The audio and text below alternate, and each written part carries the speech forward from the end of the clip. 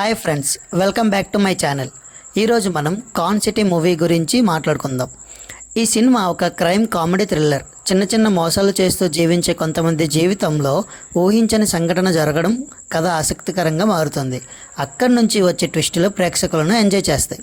ఇక పాజిటివ్ పాయింట్స్కి వచ్చేస్తే హీరో నటన చాలా న్యాచురల్గా ఉంది.